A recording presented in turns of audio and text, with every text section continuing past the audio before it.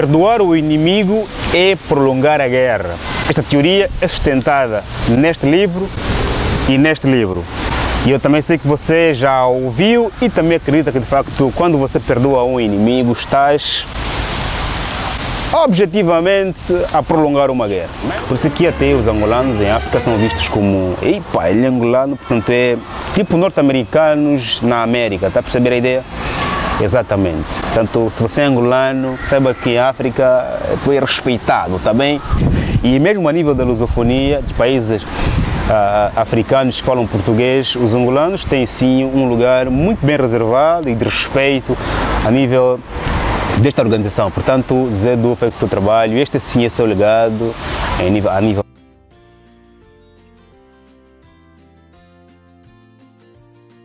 Terminou a guerra em Angola e as forças da UNITA entregaram-se, renderam-se em combate porque estavam fragilizadas e tão fragilizadas porque tu sabes que a UNITA era financiada pela América, pela África do Sul, e com o atentado do 11 de setembro de 2001, os Estados Unidos da América deixou de financiar a UNITA e outras forças de guerra e outras forças de guerra não governamentais, os chamados rebeldes, e concomitantemente Savimbi foi perdendo o apoio da América e com isso foi caindo aos poucos. Por isso o MPLA declarou o fim da guerra. Com o fim da guerra, as tropas da UNITA que estavam na massa foram entregando-se. E o que costuma acontecer no fim de uma guerra é que o vencedor pega todos os sobreviventes da guerra, coloca-los em fila e aniquila-lhes um por um, de forma a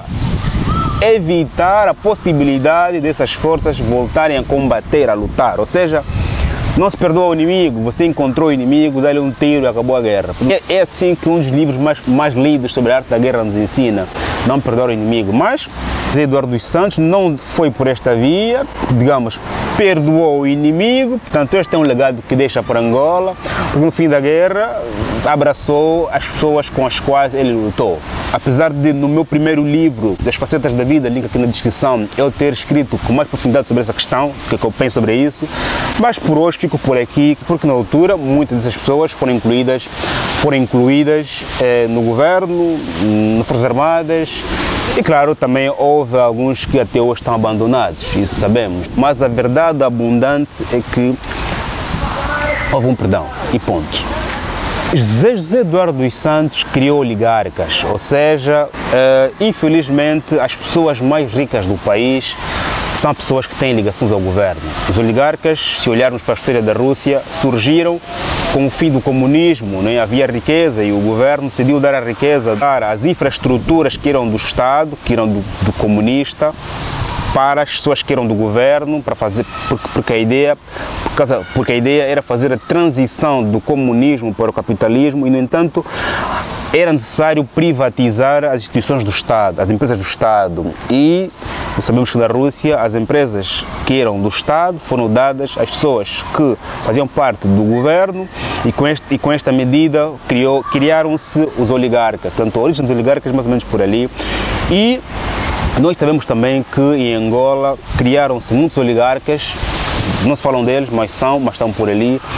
E por isso as pessoas mais ricas do país têm ligações políticas, as pessoas mais ricas do país são do partido que governa o país e as grandes empresas no país são sustentadas muitas das vezes com o fundo do erário. Por isso é que cria-se pouca riqueza no país, por isso é que cria-se pouco emprego no país, porque as empresas não produzem riqueza e porque as pessoas que têm as empresas não me parecem terem a vocação de criar riqueza nos trabalhadores, nas empresas do país. Portanto, há oligarcas e os países em que há oligarcas com históricos ligados ao nascimento de oligarcas, como aconteceu na Rússia, não são ricos, não são empresários, mas sim são políticos que estão emprestados aos negócios. Eduardo dos Santos fez de Angola uma referência no cenário político e militar da África. Em África, Angola é tido como uma referência em questões de resolução política, um mediador internacional, como um dos países que faz parte de mais organizações internacionais e nacionais a nível do continente. Ou seja, fez de Angola uma referência, um lugar de respeito em África. Portanto, reuniões de líderes africanos para que tenham muito mais valor político e internacional. Às vezes é importante chamar Angola para fazer parte da mesma, para dar-se um valor mais acrescentado. O camarada financiou vários governos, participou de várias resoluções internacionais e nacionais, e isso fez com que o nome de Angola a nível do continente fosse cada vez mais elevado. Ou seja, Angola é hoje uma referência em África porque durante todo o reinado do Zedou ele foi cada vez mais elevando o nome de Angola a nível do continente, por meio da mediação política, mediação em conflitos, por meio de financiamento às guerras no continente, de forma a assegurar, de forma a apoiar os seus compadres, né, a nível da política. Se olharmos para a relação entre Angola e África do Sul, Angola e o Congo, Angola e a Zâmbia, Angola e o Ruanda, Angola e o Egito, Angola e o Marrocos, portanto, as relações políticas de Angola em África são sólidas, bem alicerçadas, porque foram bem desenhadas pelo governo de José Eduardo dos Santos.